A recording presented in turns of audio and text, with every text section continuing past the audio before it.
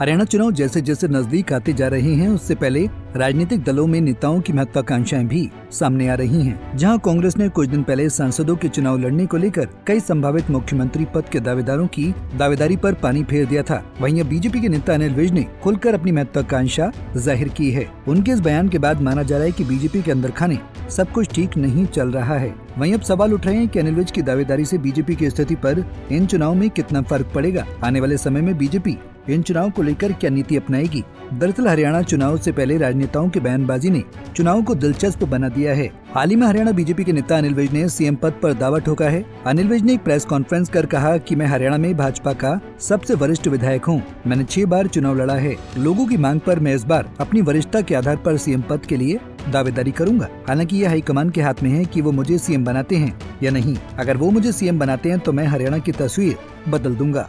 मैं हरियाणा में भारतीय जनता पार्टी का सबसे वरिष्ठ विधायक हूँ। मैं 6 बार चुनाव लड़ चुका हूँ, जीत चुका हूँ और 7वीं बार मैं चुनाव लड़ रहा हूँ।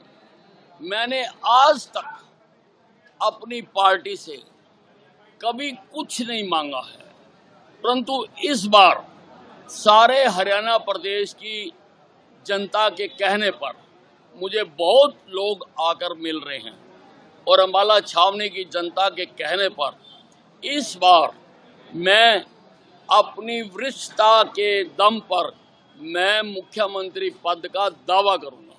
बनाना या ना बनाना ये हाईकमांड का काम है, लेकिन अगर मुझे बनाते हैं मैं हरियाणा की तकदीर बदल दूंगा, मैं हरियाणा की तस्वीर बदल दूंगा। वहीं विज के इस बयान के बाद हरियाणा की राजनीति में हलचल तेज हो गई है।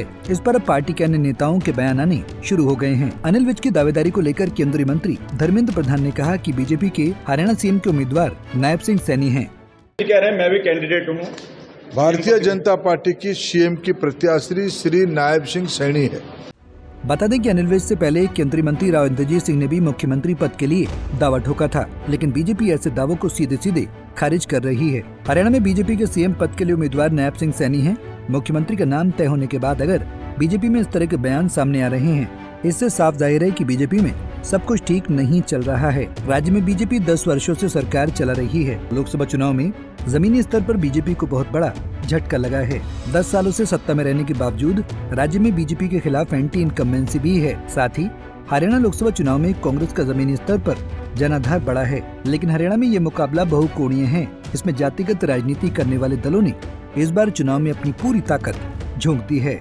अगर राज्य जातिगत समीकरण के हिसाब से वोट करता है तो राज्य की राजनीति में बड़े फेरबदल दिख सकते हैं।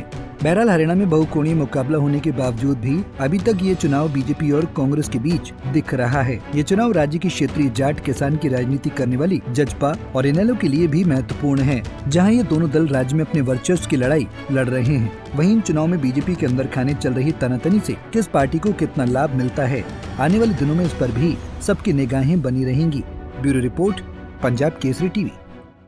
हमसे जुड़े रहने के लिए हमारे YouTube चैनल को सब्सक्राइब करें और नई वीडियो की नोटिफिकेशन के लिए बेल आइकॉन को दबाएं।